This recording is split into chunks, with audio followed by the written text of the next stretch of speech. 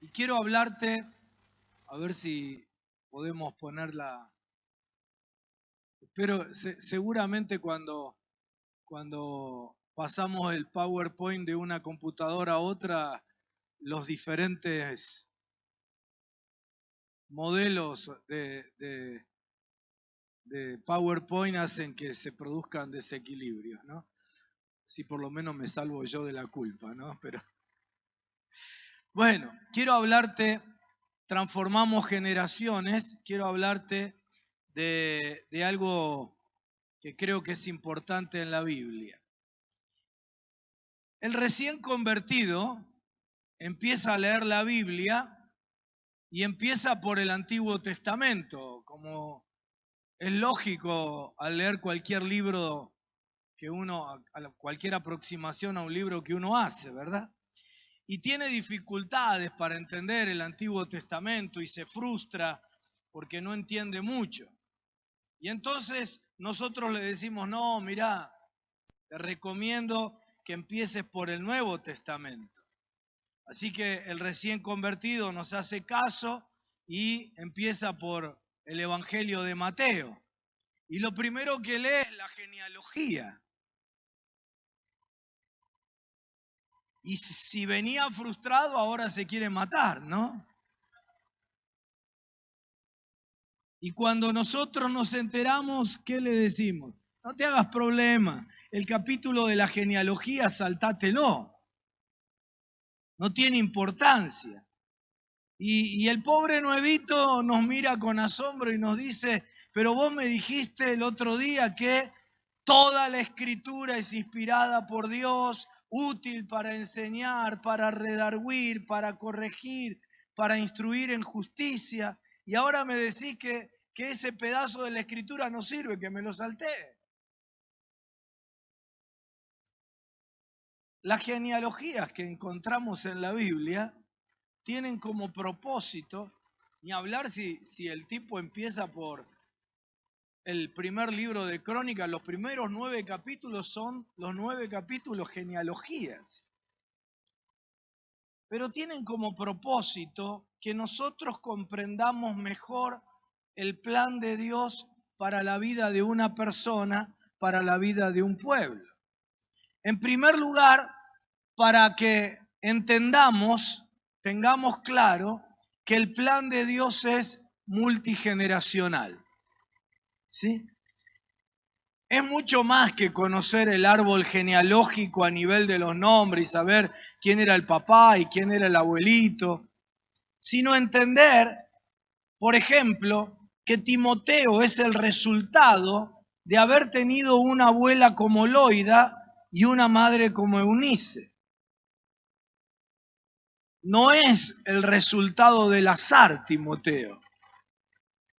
Es decir, para bien o para mal, la manera en que nosotros en nuestras congregaciones afectemos a una persona repercutirá en sus hijos y en sus nietos.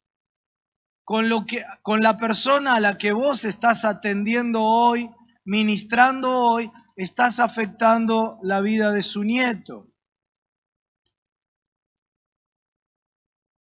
Hace como 30 años atrás leí un libro de una psicoanalista ruso-francesa, Anne Schutzenberger. Ella era una especialista en psicogenealogía y hacía terapia transgeneracional. Su libro, que leí hace más de 30 años, se llama ¡Ay, mis ancestros! ¡Ay, mis ancestros! Y ella explica cómo afectan en la vida de una persona los ancestros. Poder entender que cuando estamos afectando a un matrimonio en la iglesia, la manera en que la guiamos o lo guiemos a tener una relación íntima con Dios, la manera en que pastoreemos su vida, la manera en que sanemos sus experiencias del pasado, la forma en que o la manera en que formemos sus valores determinará en gran medida la vida de sus hijos y de sus nietos. Cada vez que vos atendés a una persona, Dios pone en tu mano generaciones. Por eso estamos creyendo que transformamos generaciones. Tenemos en el poder del Evangelio que impartimos por medio de la oración, por medio de la administración, por medio de la pastoral, por medio de la enseñanza, la posibilidad que la gente sea libre de sus viejas historias familiares, que rompa con la herencia negativa de sus ancestros, pero además la posibilidad de que sea la generadora de una nueva historia para sus hijos y descendientes. Dios es un Dios que tiene un plan multigeneracional y Él lo opera a través de la iglesia. Cada vez que ministramos a alguien, podemos romper con lo negativo de las generaciones anteriores, pero sobre todo podemos impartir una nueva herencia para las siguientes generaciones. En segundo lugar, las genealogías nos enseñan que el plan de Dios es sistémico. Nunca es individual. Rompan definitivamente con la maldición del individualismo. Nosotros tenemos una Biblia cuyo el Antiguo Testamento, todo el Antiguo Testamento está dirigido a un pueblo, no a un individuo. Ese pueblo es Israel. Todo el Nuevo Testamento está dirigido a una comunidad, no a un individuo, la iglesia. Y los individuos nos podemos apropiar de todo lo que la palabra de Dios dice allí en la medida que somos parte de ese pueblo. Como siempre digo, el Evangelio nació en Palestina. La semilla del Evangelio fue llevada a Europa. De Europa la semilla del Evangelio fue llevada a los Estados Unidos y los Estados Unidos nos trajeron la semilla a Argentina, América Latina, y junto con la semilla nos trajeron la maceta de su cultura individualista. Pero nosotros tenemos que filtrar eso. Nuestros misioneros de Argentina, cuando van a misionar al mundo, también llevan su maceta. Esto es inevitable, no es un juicio a quienes nos trajeron el Evangelio. Pero todos los que recibimos tenemos que tener la actitud de los de Berea, que dice que escudriñaban, que analizaban si lo que recibían era todo de Dios o no. Y no otra vez con una actitud de juicio, sino con una actitud de quedarnos con la pureza del Evangelio para que los elementos culturales de nuestra cultura y de otras culturas no afecten la verdad del Evangelio. Las genealogías nos enseñan que el plan de Dios para la vida de una persona es sistémico, nunca es individual. Una aproximación lo más sistémica posible tiene que ser la de la misión de la iglesia. Cuando atendemos a una persona, está ligada a una familia biológica con la que vive y requiere de nosotros una aproximación más sistémica, lo más sistémica que nos sea posible. Cuando atendemos a un chico en el programa de la niñez, los que trabajan con niños saben perfectamente que el problema que ese chico tiene es un problema de toda la familia. Nunca es un problema del nenito. Y con los adultos sucede lo mismo. Así que nuestra pastoral, nuestra ministración de la gente, nuestra misión como iglesia, tiene que ser lo más sistémica posible. En tercer lugar, en las genealogías bíblicas vemos que además la vida de esa persona está ligada y formateada por una familia mayor, que es la de un pueblo. Y vemos en la Biblia, capítulo a capítulo, cómo las creencias, los valores, las conductas, las respuestas de los personajes bíblicos, cómo la vida de una persona está intricadamente ligada a la de su familia, a la de su clan, a la de su pueblo. Y en el Nuevo Testamento, a la del pueblo de Dios, que es su iglesia. En nuestro contexto evangélico, el factor eclesial muchas veces tiene más peso que el familiar. Hace unos días atrás atendí a un hombre que me contó cómo su vida fue tremendamente marcada por la decepción sufrida en su iglesia de origen. Y luego en la siguiente iglesia a la que perteneció. Y cómo los fueron dañando. La pastora de Zapala fue alumna mía en el seminario, ¿no? Y sabe que la única manera que ella podía aprobar la materia era chupándome las medias para que yo chupara el mate.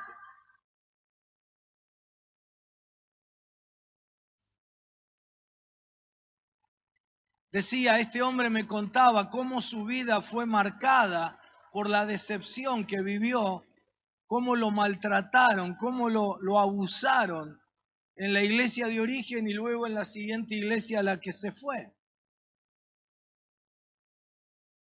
Y eso lo llevó a apartarse del Señor por años. Y eso lo llevó a la toma de decisiones absolutamente erradas en su vida, terribles, para su vida familiar, para su vida económica, aún para su salud.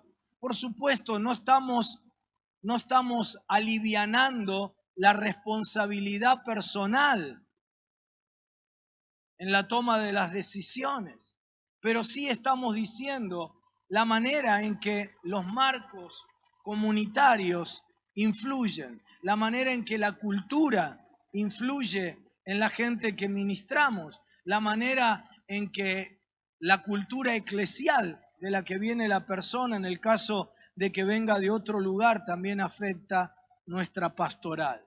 En cuarto lugar, vemos que además de las influencias transgeneracionales, familiares, sociales, eclesiales, obviamente hay factores propios de la persona. Desde que nacemos hasta que morimos, vamos escribiendo también nuestros propios guiones, ¿verdad? Nuestras decisiones, ¿sí? Con nuestras decisiones, con nuestras omisiones, con nuestras acciones, vamos escribiendo nuestra propia historia de vida. Dice Génesis capítulo 5, versículos 18 al 24, vivió Jared 162 años y engendró a Enoc. Y vivió Jared después que engendró a Enoc 800 años y engendró hijos e hijas. Y fueron todos los días de Jared 962 años y murió. Y vivió Enoc 65 años y engendró a Matusalén. Y caminó Enoc con Dios después que engendró a Matusalén 365 años. Caminó pues Enoc con Dios y desapareció porque le llevó Dios. En el versículo 18 se nos habla del día que fue engendrado Enoc. En el versículo 19 vemos que Enoc fue hermano mayor de hermanos y de hermanas. Y en el versículo 20 vemos que Enoc murió antes que su padre. Y en el versículo 21 que se convirtió Enoc en padre. En el versículo 22 que Enoc tuvo otros hijos. Y en el versículo 23 del fin de la vida se nos relata el fin de la vida de Enoc. Y se resume su vida en el versículo 24 diciendo que caminó Enoc con Dios 365 años y se fue al cielo.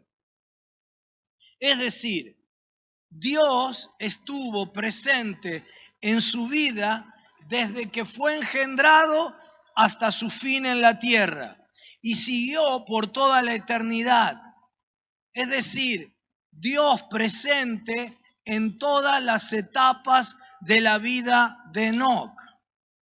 Y nuestra misión, nuestra pastoral de la iglesia, cuando hablo de pastoral no hablo de la tarea de los pastores, hablo de la tarea de toda la iglesia, ¿verdad? La pastoral de la iglesia debe caminar junto a la gente desde que nace hasta que su vida llega a su fin. Y haber colaborado para que esa persona no muera eternamente, sino que como a Enoc, Dios se lo lleve al cielo. Ahora, me gusta que dice que Enoc caminó con Dios 365 años de su vida. El obrar de Dios, como dije ayer, siempre se encarna a través de la iglesia. Así que la iglesia tiene que caminar, ¿sí?, con las personas durante toda la vida de la persona. Debemos acompañar a la gente en todas las etapas de su vida. El texto habla de las transiciones entre las diferentes etapas. Hubo un momento en que Enoc dejó de ser un niño o un joven y pasó a ser padre. Y esa es una realidad completamente diferente en la vida de las personas. Y es en esas transiciones donde muchas veces se nos pierde la gente en la iglesia porque nosotros no estamos presentes en las crisis de las transiciones. Cada transición en la vida de una persona viene acompañada de una crisis, ¿sí? Y por no estar pendiente de esas transiciones que significan crisis, se nos pierde la gente.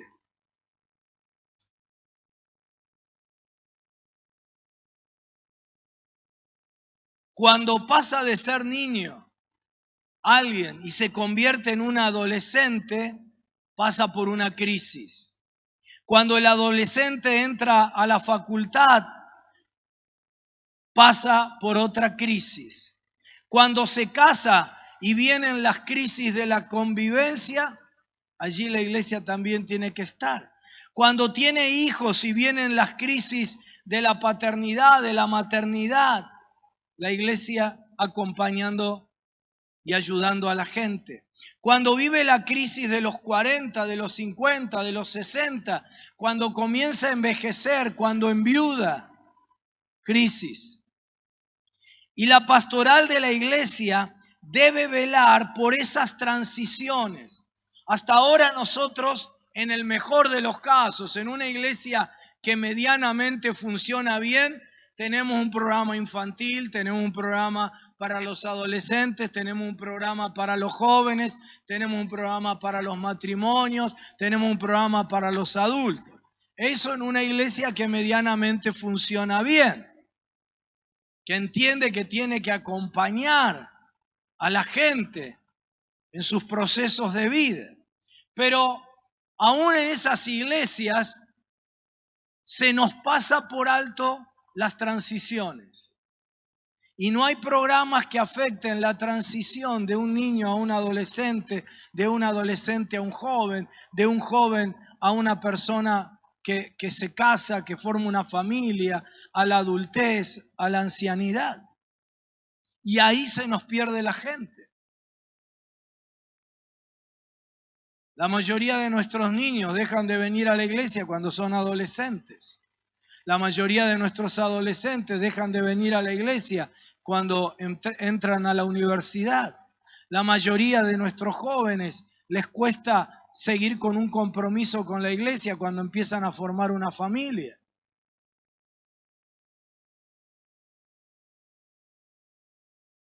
La pastoral, la misión de la iglesia debe velar por esas transiciones para que no sean desconexiones, sino todo lo contrario, que por la presencia de la iglesia sean conexiones.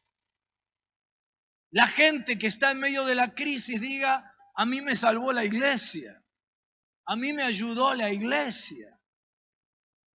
Para que la cadena no se rompa, para que nadie deje de caminar con Dios durante toda su vida, que no pase una etapa sin caminar con Dios, es decir, sin caminar con la iglesia. Y en medio de cada etapa, las distintas realidades espirituales, emocionales, familiares, vocacionales, ministeriales, laborales, materiales, sexuales, relacionales. Es decir, un abordaje integral de la persona. No nos podemos conformar solamente con darle un material ya enlatado de discipulado bíblico. Nosotros tenemos que ser conscientes, tenemos que partir de las necesidades de la gente en nuestra pastoral. Y finalmente, me gusta cómo traducen las diferentes versiones de la Biblia, lo que la versión Reina Valera traduce, y Enoc caminó con Dios. La Nueva Traducción Viviente dice, Enoc vivió 365 años. Poneme la siguiente diapositiva, por favor.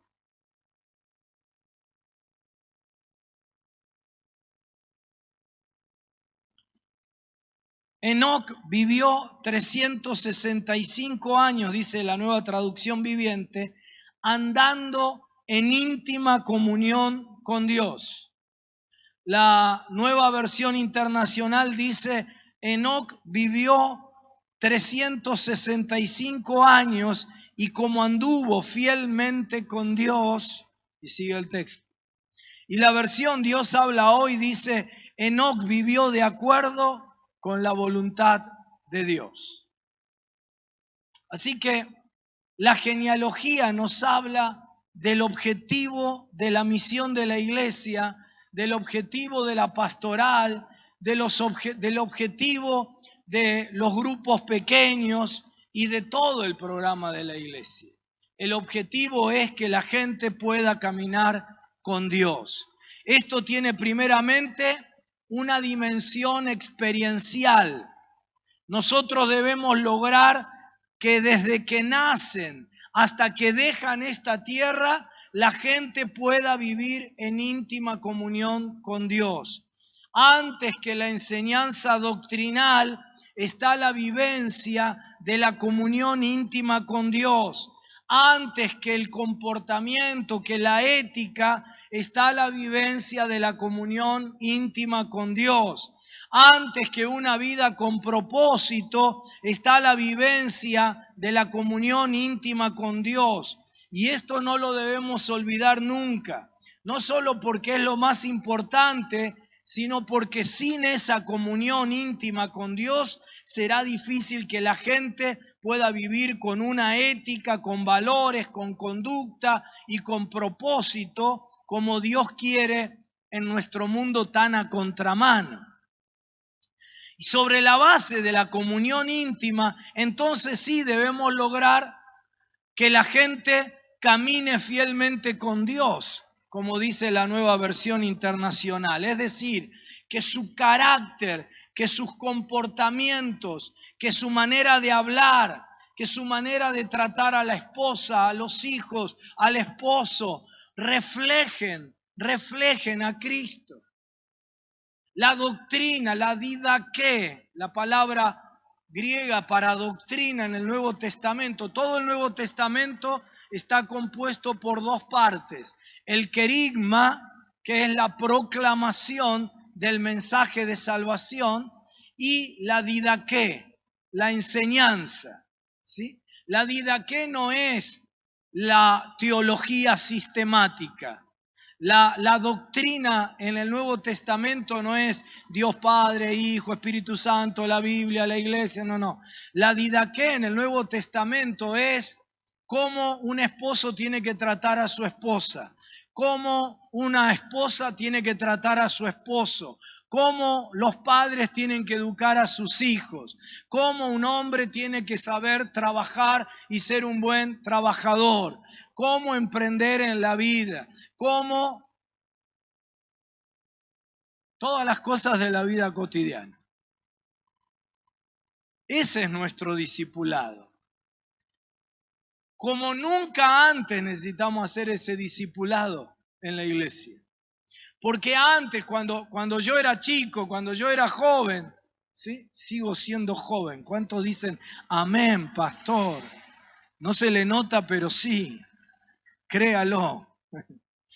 Cuando yo era joven, la gente que no era evangélica compartía con los cristianos un alto porcentaje de valores. La gente venía a nuestras iglesias con una familia detrás y más o menos los valores de la familia, por lo menos en un porcentaje, eran parecidos al de la iglesia. La escuela formaba con valores similares a la iglesia. El club de barrio formaba a la gente con valores semejantes. Pero hoy todo es contrariamente opuesto. ¿Sí? La gente viene, una persona se convierte y vos no sabés por dónde empezar, porque no tiene ningún tipo de estructura. ¿Sí? No sabés si empezar a decirle, mire, usted lo primero que tiene que hacer es aprender higiene personal, bañarse. Si empezar diciéndole, mire, lo primero que tenés que hacer es saber cómo salir a buscar trabajo. Si empezar a decirle, mirá, dejá de golpear a tu mujer y a tus hijos. No sabe por dónde empezar, porque todas las áreas de sus vidas vienen absolutamente desprendidos de cualquier estructura. Y la pastoral de la iglesia la iglesia es una escuela de vida. Si nosotros creemos que la Biblia no es un manual de religión, sino que es un manual de vida, la iglesia tiene que ser la escuela de vida que le enseña a la gente cómo vivir conforme a los principios de la palabra de Dios.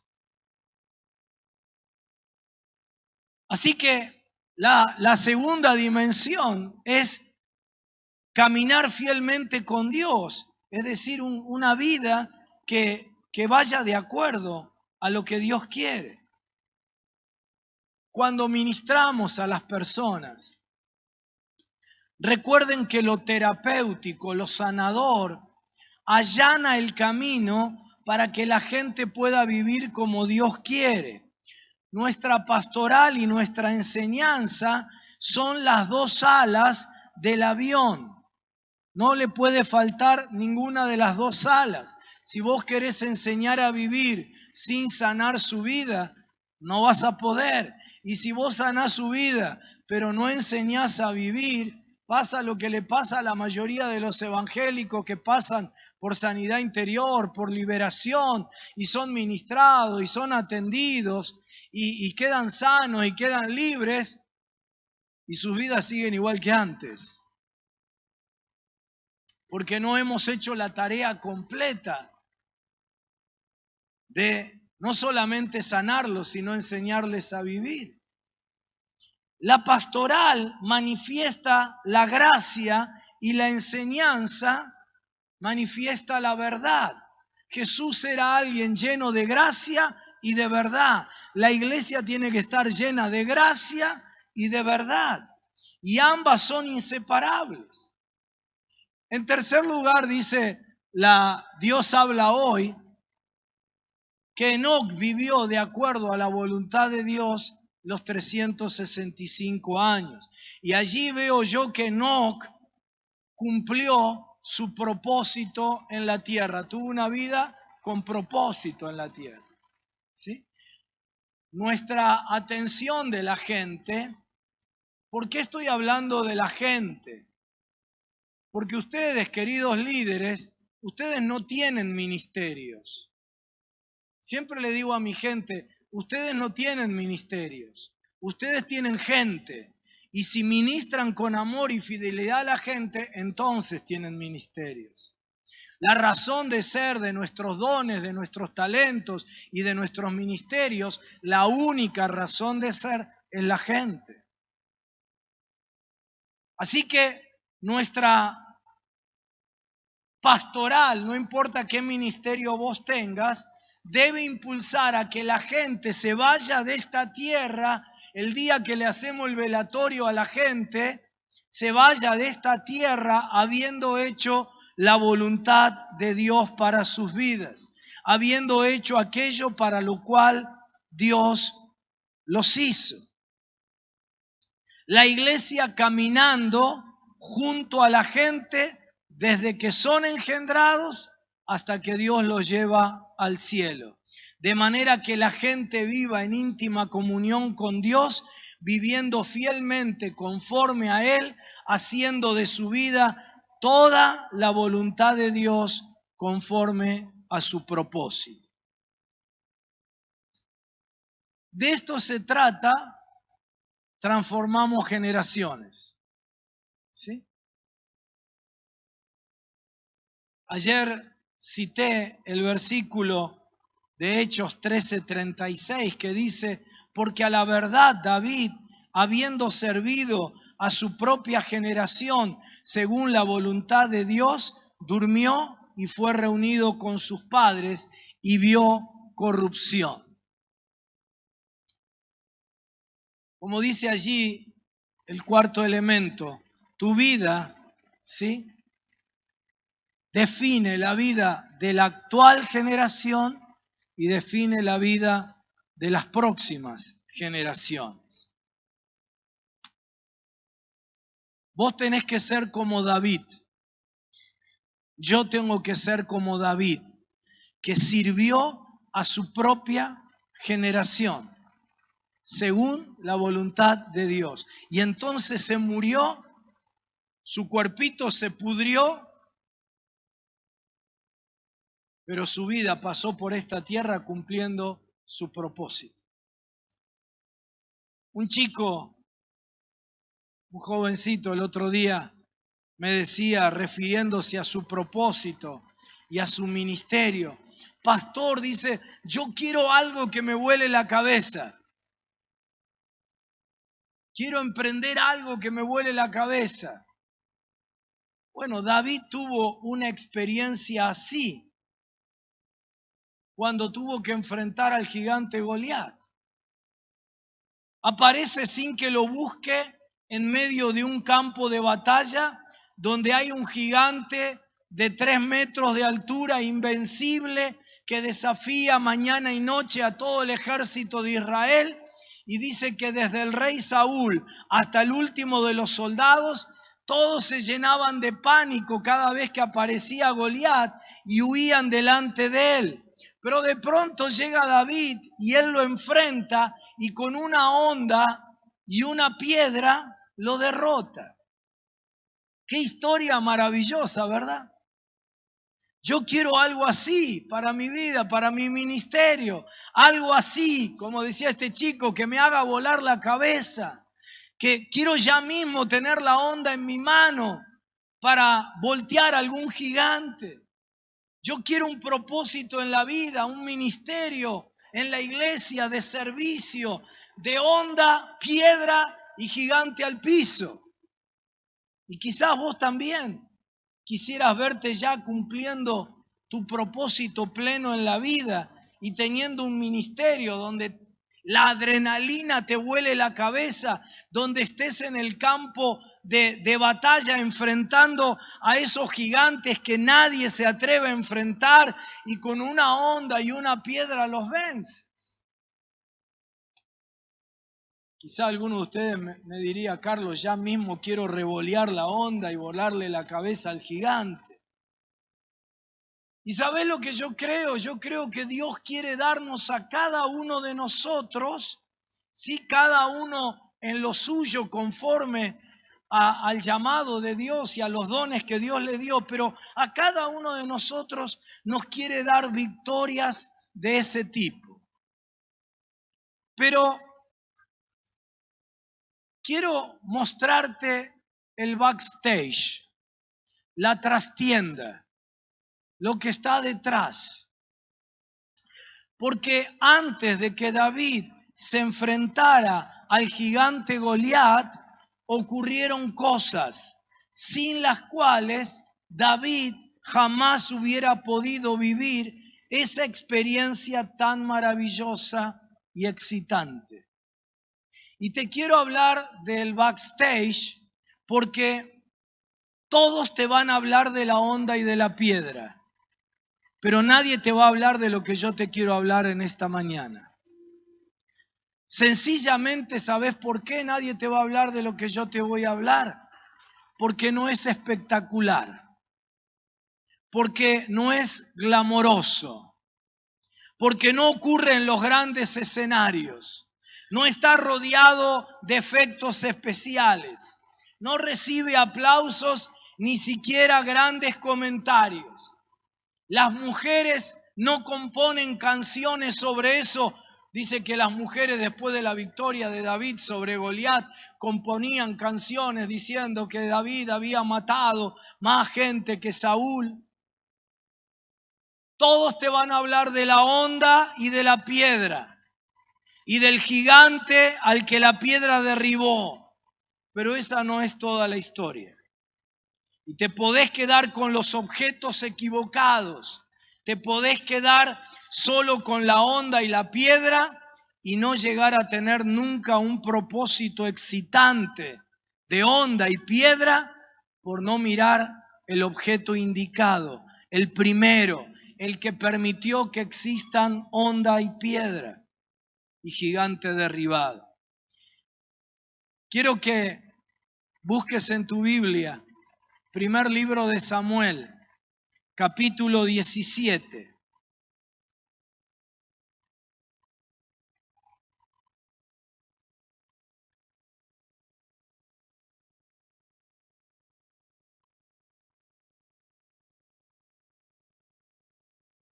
Versículos 12 en adelante.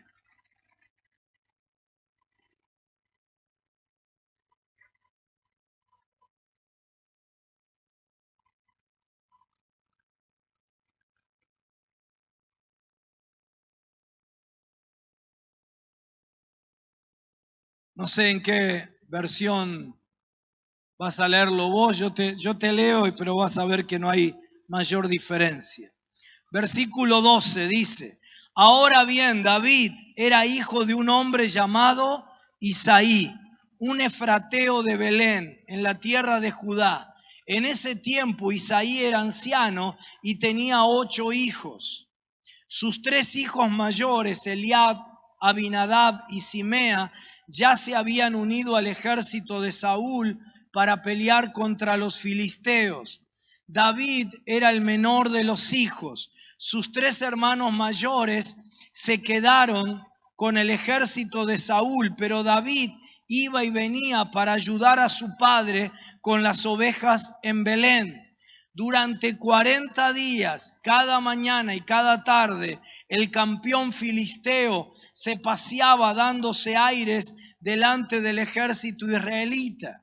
Un día Isaí le dijo a David: toma esta canasta de grano tostado y estos 10 panes y llévaselos deprisa a tus hermanos y dale estos 10 pedazos de queso a su capitán.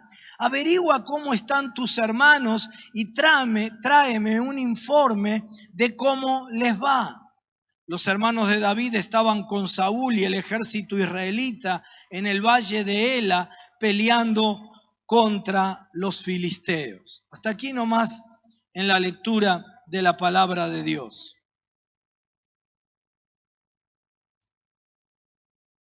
Saúl y los hermanos de David están en el valle peleando contra los filisteos. Pero David no está peleando. No fue enviado a pelear. David fue enviado a servir. Su tarea consistía en llevarle el almuerzo a sus hermanos. Todos te van a hablar de la honda y de la piedra y la espectacular caída de Goliat, pero nadie te va a hablar de lo que yo quiero hablarte en estos minutos, que es de la canasta. Yo te quiero hablar en esta mañana de la canasta, porque fue la canasta la que lo llevó a David a cumplir su excitante propósito, la que lo llevó a él a la bendición, a la victoria sobre el gigante. A David no se le dio una honda y una piedra para ir a pelear con el gigante, se le dio una canasta para servir a sus hermanos. ¿Sabes? El problema es que hoy todos tratan de llegar al escenario donde poder usar piedra y honda. Pero hasta que vos no encuentres tu canasta, no vas a poder acceder a ese escenario de propósito lleno de emoción. Todos quieren liderar, pocos quieren servir. Todos quieren tener el control, pocos son los que se someten. Todos quieren ser el jefe, nadie quiere seguir la dirección de otro. Lo que me fascina de la historia de David es que David viene a pelear contra Goliat, pero no sabe que va a pelear contra Goliat. No baja al campo de batalla para luchar, baja para servir. Necesitamos en este tiempo una iglesia compuesta por personas que encuentren su lugar de servicio, porque si encuentran su canasta, encontrarán su bendición. No lo llaman a David para pelear. Isaí no dice, mirá, están perdiendo, necesitan más hombres, andá y ayudá a tus hermanos a luchar. Isaí lo que le dice es, ni siquiera sos uno de ellos. Vos no sos un soldado, no das la medida. Andá y llevales el almuerzo. Sos apenas un mandadero. Y hasta que David fuera fiel con la canasta, hasta que fuera fiel con lo que se le había encomendado hacer, hasta que demostrara su fidelidad llevando la canasta, no tendría acceso al campo de batalla y a la victoria sobre el gigante. Imagínate si le hubiera contestado a su papá, papá, yo no estoy para esto. Yo no le voy a llevar esto a los vagos de mis hermanos. Jamás hubiera estado en el campo de batalla, jamás hubiera enfrentado a Goliat, jamás lo hubiera vencido. Nunca encontrarás, querido hermano, querida hermana, el poder de la honda hasta que entiendas el poder de la canasta. Y veo gente corriendo buscando solo ondas, solo escenarios de espectacularidad sin pasar por la canasta. Y lo que pasa es que se les pasa la vida y nunca alcanzan los escenarios trascendentes para su propósito, porque nunca pasan por la canasta. Pero no fue una onda lo que primeramente lo llevó a David a su destino. Fue la simple canasta de servir a los más grandes que él. Dije, servir a los más grandes que él. Dije, servir a los más grandes que él. Él está trayendo el almuerzo a los chicos más grandes. Él ha venido a servir a alguien más. Todavía sigue en la Biblia la palabra que dice, estimando al otro como superior a vos mismo. Todavía está allí, todavía es palabra de Dios, todavía es mandato de Dios. Y Él viene a servir a los mayores. Y en el proceso de servir a alguien más, se descubre a sí mismo, descubre quién es, descubre su potencial ayudando a otras personas. Quiero decirte en esta mañana que tu destino, tu propósito, tu ubicación maravillosa en el cuerpo de Cristo jamás te serán revelados sin la canasta.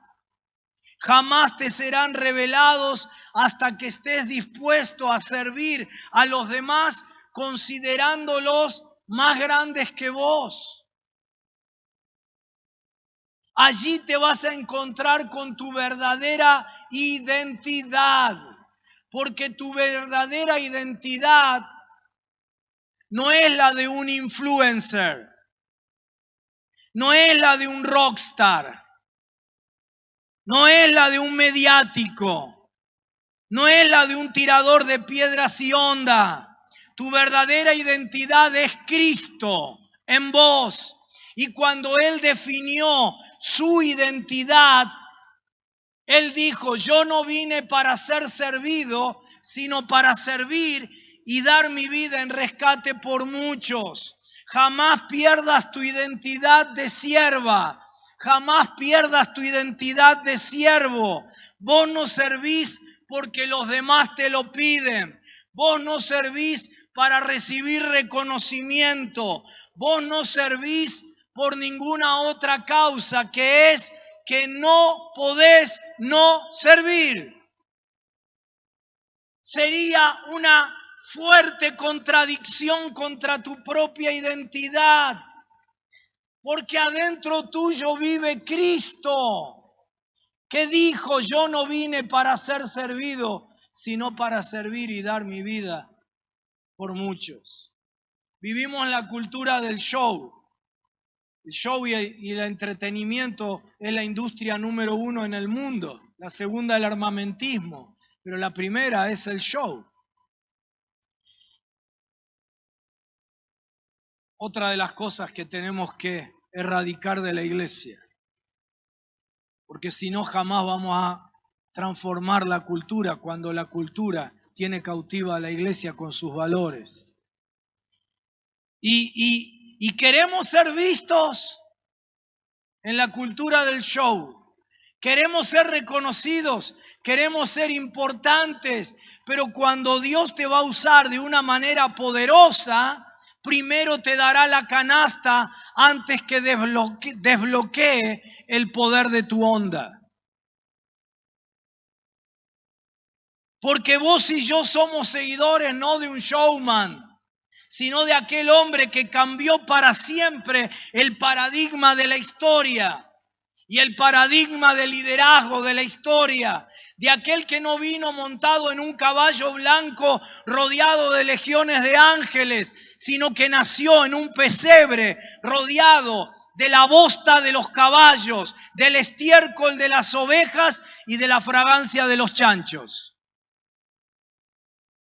Somos seguidores del que, siendo Dios, se despojó de su divinidad para venir al mundo y hacerse siervo.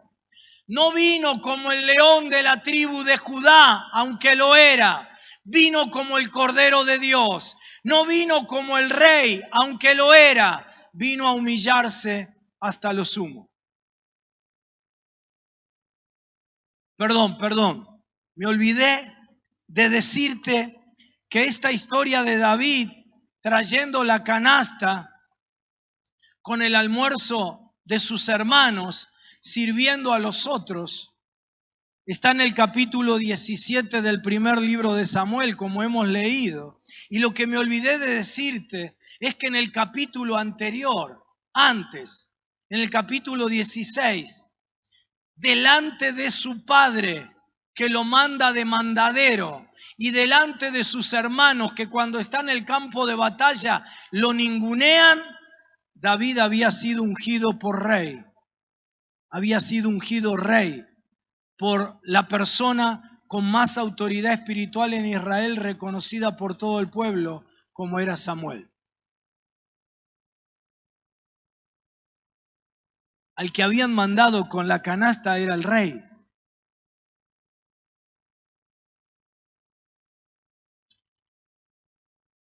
El que fue cargando la canasta era el rey ungido.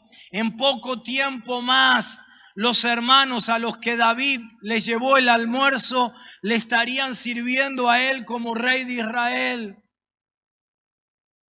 La razón por la que nos gusta hablar de la onda y no de la canasta es que a muchos de nosotros nos han llenado la cabeza diciéndonos que debemos ser importantes. No nos prepararon para ser sirvientes, pero seguimos a un sirviente.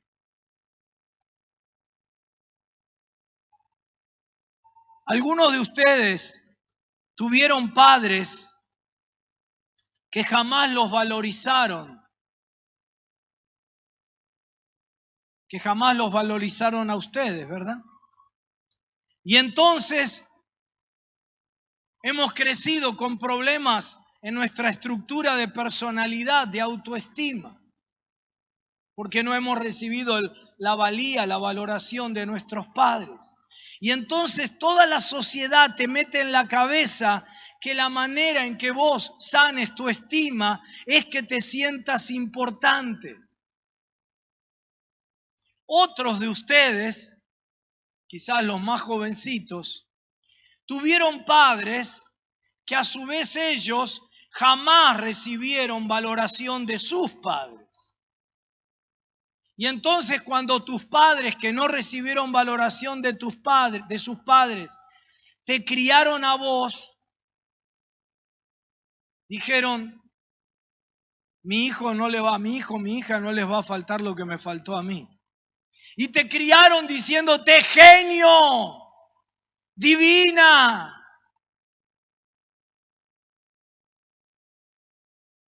Para asegurarse de que vos sí tengas una autoestima sana y no como ellos, a quienes sus padres no valoraron adecuadamente. Y en lugar de formarte con una autoestima sana, te convirtieron en un arrogante, diciéndote a cada ratito que sos un genio y una divina. Por favor, papás que están aquí, la autoestima sana no se construye diciéndole a nuestros hijos los genios y divinos que son. Porque lo que logramos con eso es que se conviertan no solo en arrogantes, sino que se conviertan en incompetentes. ¿Qué está diciendo, pastor? Olvídate que yo soy el que te lo estoy diciendo, un pastorcito más. Simon Sinek, número 1 en consultoría laboral y en liderazgo hoy en el mundo. Un muchacho joven que se ha convertido en la voz en estos campos. Simon Sinek no es cristiano. Simon Sinek dice, tenemos una generación de jovencitos que fracasan en el mundo laboral y aún en sus estudios porque sus padres les hicieron creer que eran genios y divinos.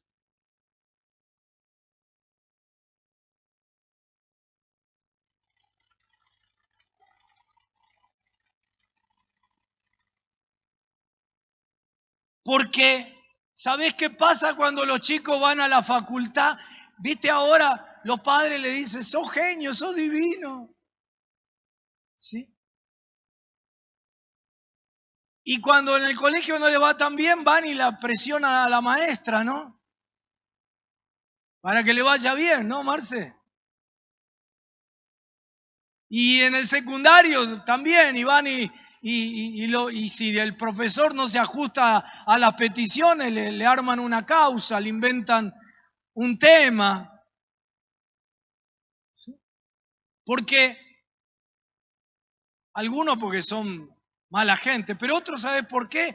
Porque tienen los anteojos de su paradigma, de que sus hijos son genio y divino. Y entonces, en lugar de ver la realidad y ajustar la vida de sus hijos a la realidad, lo que pretenden es ajustar la realidad a la vida de sus hijos. Eso técnicamente en sociología se llama efecto paradigma. Cuando yo en lugar de leer la realidad como es, la trato de ajustar a lo mío para no cambiar yo. Pero cuando llegan a la facultad, mamá no puede ir de la mano del grandulote y decirle al profesor, mire que mi hijo es un genio. Y cuando la piba va a buscar laburo, no puede ir papá de la mano de la nena y decir, mire que mi nena es divina.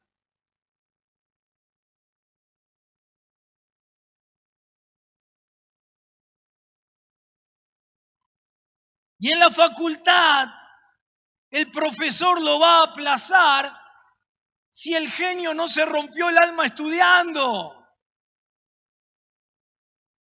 Y va a buscar laburo y a la divina la mandan de regreso a casa si la divina, por creerse divina, no tiene inteligencia emocional como para saber trabajar en equipo,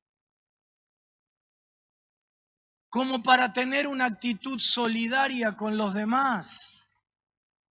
¿Sabes? Lo que te estoy contando no lo saqué de un libro, lo saqué de mi pastoral. Yo tengo un montón de jovencitos en mi iglesia que los padres les hicieron creer que son genios divinos.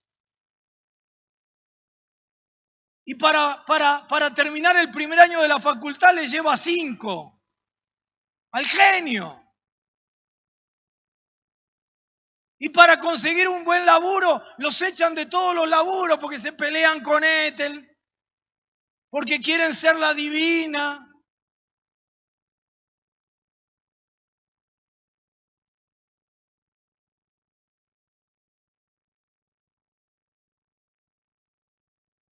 Y quizás muchos de ustedes sufren crisis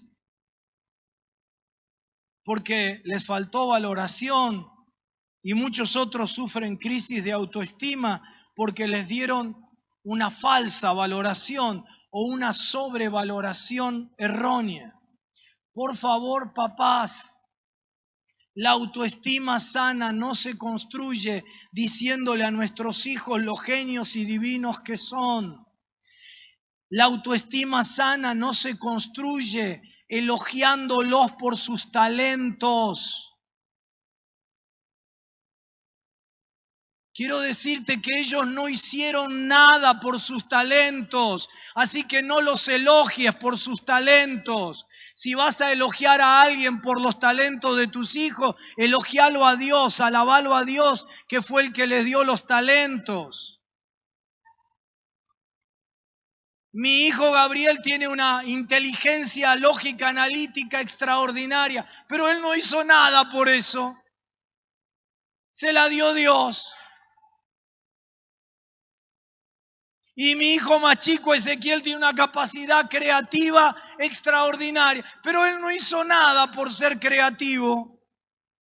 Dios lo hizo así. Así que cuando yo quiero, y mi hija Florencia otras,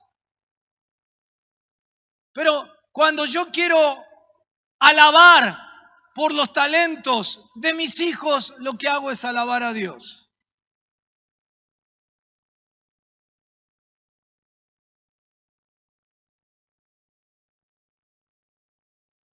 La autoestima sana se construye primero sabiendo ellos quiénes son en Cristo. Pero además se construye elogiando a nuestros hijos por cada vez que hacen algo a partir de su esfuerzo, de su disciplina, de su solidaridad,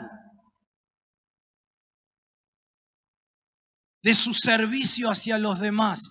Allí elogia a tus hijos. Decirle, te felicito porque sé que esto te costó mucho. Te felicito porque sé que para hacer esto tuviste horas trabajando, pusiste disciplina.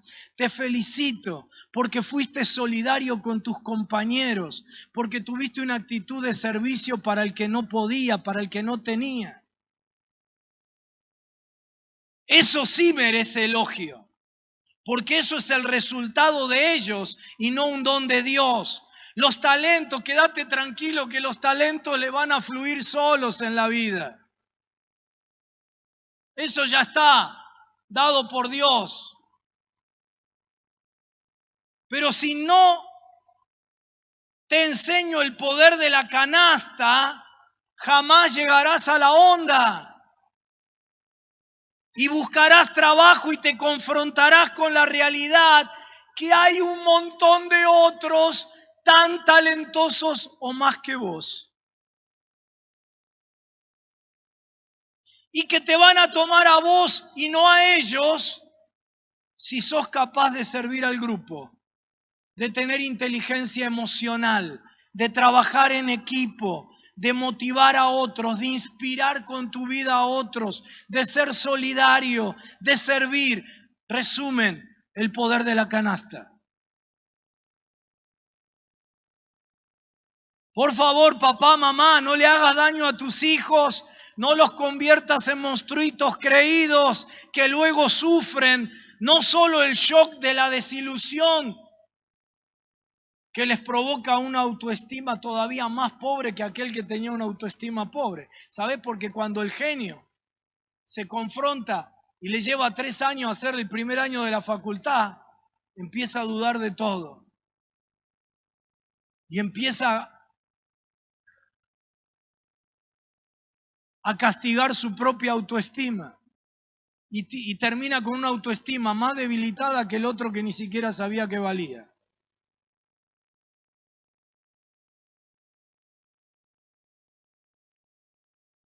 Pero no solo esto, no levantes monstruitos que después en la vida nadie se los banca, que nadie los ama sinceramente, que nadie quiere estar con ellos. Y entonces es cuando aprendés, chicos y grandes, aprendemos a llevar la canasta a otros.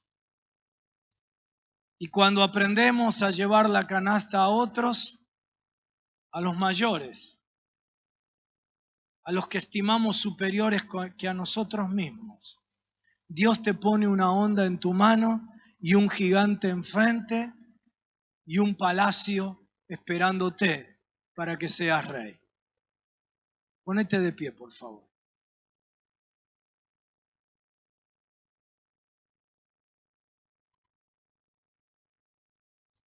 Cerrá tus ojitos. Antes de cerrar tus ojitos, mira, cuando cierres tus ojitos, poné la mano así.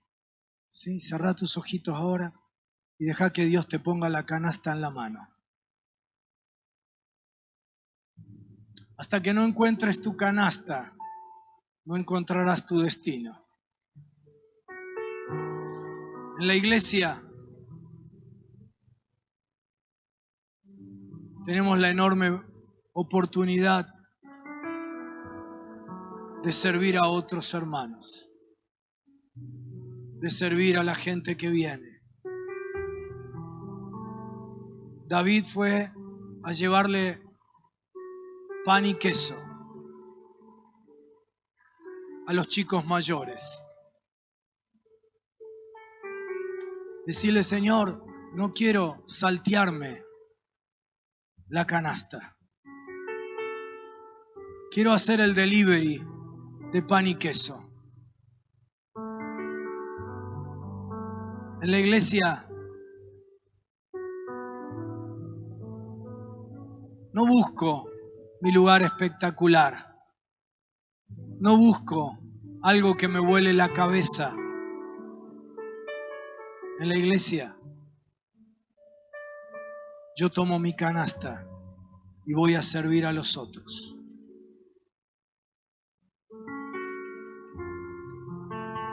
Y cuando lo haces, tu vida definirá a esta generación presente. Dice, David sirvió a su generación.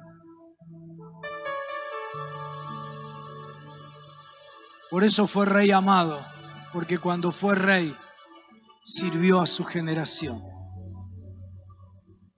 Porque había aprendido el poder de la canasta.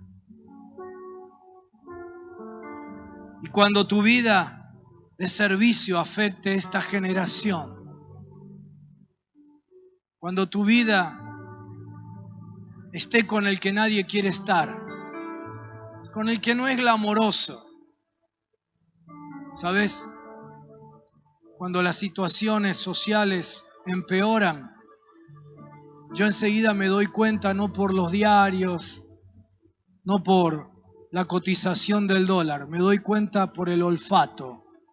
En la iglesia empieza a haber olor a sucio, porque empieza a venir mucha gente que vive en la calle.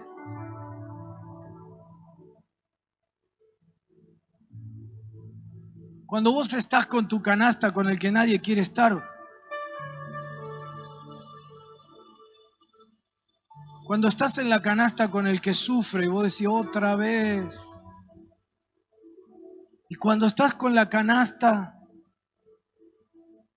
privilegiando a tu colíder, al que comparte el liderazgo con vos, con una actitud de sierva, de siervo, no solo afectás esta generación, sino que también afectás las siguientes generaciones. Así, con tus ojitos cerrados, estoy convencido que todos ustedes tendrán victorias maravillosas como las de David con Goliat. Sentirán cuando se vayan de este mundo que sus vidas tuvo una trascendencia maravillosa, que valió la pena vivirla. Sentirán una pasión. ¿Sabes? Yo le digo a mi esposa todos los días, no tenés paz. Todos los días ella tiene una pasión tan grande que todos los días está con algo, inventando algo. Ayer me escribió y me dice, ahora dentro de poco tenemos unas 100 parejas que nunca tuvieron una ceremonia religiosa. Y vamos a tener ahí un culto de bendición de esos 100 matrimonios. Y muchos de ellos no tienen ropa para una ocasión así. Y el pastor Sebastián les ha dicho, tenemos que venir bien vestidos y todo demás, ¿no? Y se lo fueron a decir a Silvana, y Silvana, ¿sabes lo que organizó? Dice, estoy contentísima porque estoy armando un showroom con toda ropa. Y todos los días se inventa algo. Le digo, pero no tenés paz, descansá un día. Pero ¿sabés qué pasa? Adentro de ella hay una pasión encendida, producto del propósito. Y el propósito empieza con la canasta. Te sea revelada en esta mañana tu canasta. Y te sea revelado en esta mañana el poder de la canasta que te llevará a la honda, a la piedra y al gigante en el piso. Te bendigo en esta mañana en el nombre de Jesús. Amén.